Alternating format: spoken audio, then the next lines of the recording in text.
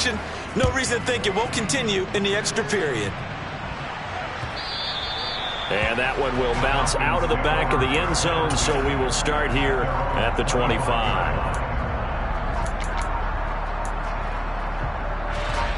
About set to begin their next drive, the Falcons offense at the line. Tie game, and barring something incredible here, we're likely headed to overtime. What I would do is either hand it off inside or more likely take a knee and let the clock run out. Because if I'm back there trying to throw and a sack happens, the ball comes. And this is going to be intercepted. Picked off by Caleb Farley. And he will be taken down, and that means we are headed to overtime. It's a little teaching moment here. Overtime rules. Remind us how this goes, partner. Okay, so in the past, we had sudden death. First team to score wins, but no longer. Now, if the team receives the ball, scores a touchdown, they win the game. If they kick a field goal, though, or don't score, the other team gets a possession. And after both teams get a possession, then we're into sudden death. First team to score wins the game. And they will play it safe here and bring this one out to the 25.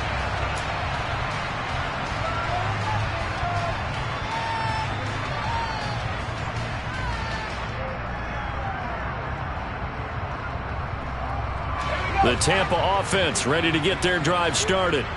We think back to halftime, they were close to being written off. They faced the deficit, and now here's we begin overtime. They're one drive away from a comeback victory.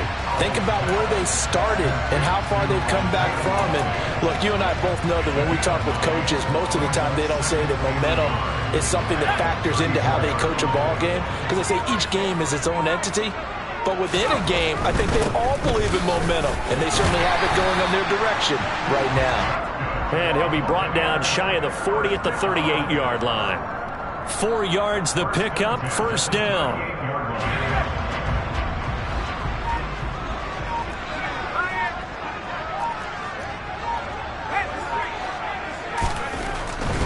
They keep it with Henry on first down. Powers through him. And they bring him to the ground just shy of midfield. 51 yards rushing for him now as he was just trying to will his guys to an overtime victory. Seemed like a couple sets of eyes were on the quarterback, so he decided, hey, I'm going to hand this off. Got a good gain out of it. And you need good blocking up front in order to gain yardage.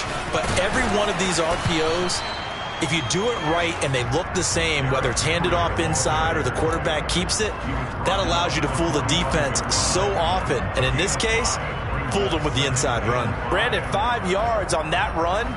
Let's get back to the huddle and make sure if you're back, you spend time with your offensive line and give them credit. Hard to move those 300-plus pounders at the line of scrimmage, and they did for a significant chunk of yardage. And that's going to be good for another first down as the tackle's made at the Falcons' 32-yard line. That one goes for 13 yards, and it moves the sticks. From the 32 now, here's first and 10. They'll try the right side with Henry. 2 yards on the pickup there. It'll be second and 8. That play reminded me a lot of a former teammate of mine. We used to call him the trash man. His ability to sift through traffic and make plays was uncanny. And that's exactly what you want from your Mike linebacker. The last run good for 2. Here's second and 8. 2 minutes left in this overtime session, and still all tied.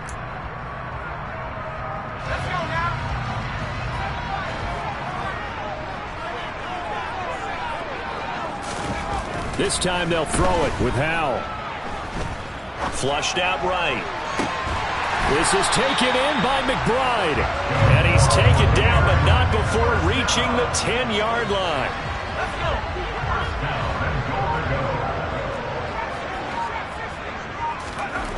Howell to the air on first and 10. To the goal line, but it's incomplete. I think he's got to be careful not to force anything into coverage right there. There weren't really any throwing lanes, but the best part for him, he's got second and third down to fall back on. They'll go again here from the 10-yard line on second and goal.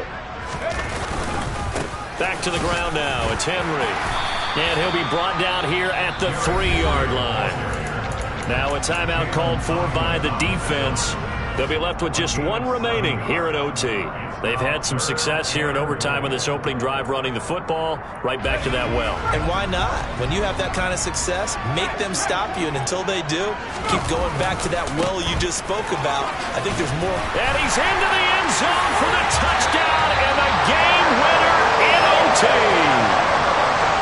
Charles, normally when you see a group score this many points, it's a complete blowout. But instead, they needed every single one of those. It was close, high-scoring affair.